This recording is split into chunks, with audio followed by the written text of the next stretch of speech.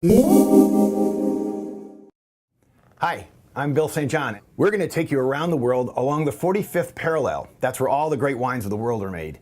What we're going to do today is spin the globe. I'm going to stop it with my finger, and where we land, we're going to try to find a wine from there at a wine store here in Chicago. Round and round she goes. Where she stops, nobody knows. And we are at Piedmont, northwestern Italy. One of the great places for making red wines in all the world. So I'm going to just do a simple search for Piedmont wine region. And we get to the great Wikipedia. You'll see Piedmont up here in the northwestern section of the country of Italy. It comes from the Italian Piemonte, which itself comes from the French Piedmont. It used to be a French province. And it means at the foot of the mountains. The mountains in this case are the Alps. And it's one of the great and beautiful places for making red wine in the whole country of Italy.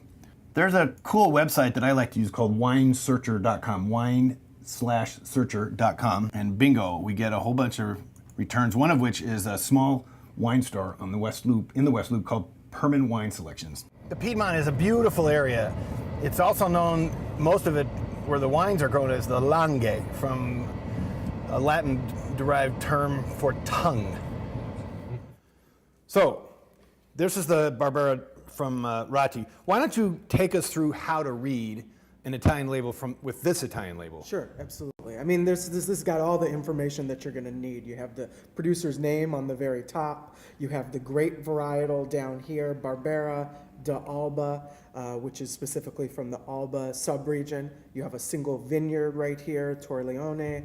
You have the fact that this is a DOC wine, Denominazione d'Origine Controllata. That's pretty cool. Yeah. And you'll also see, kind of, if you twist the label here, you'll also see the tag, the DOC tag right here, which is very important. And you'll see that throughout Italy. There will be some sort of marker on there. Here's our Barbera. We're going to learn a little bit about the grape and how it turns into wine and what kind of wine it's like. And we'll learn a bit about why it does so well along the 45th parallel, which goes directly through Piedmont, by the way. Pour myself a little tasting sample there. Leave a lot of room for developing the aroma, which is what you want to do with a bowl. Barbera gives you scents that remind you of things like cherries, strawberries, red raspberries. So it's more like a red fruit aroma.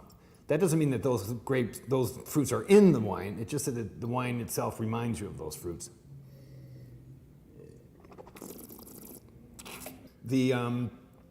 The grape variety also has a really nice feel in the mouth. It's soft and delicate. But the thing that I like most about Barbera, and it's key for me, is the way that it finishes. That is to say, when you swallow it, it's nice and crisp.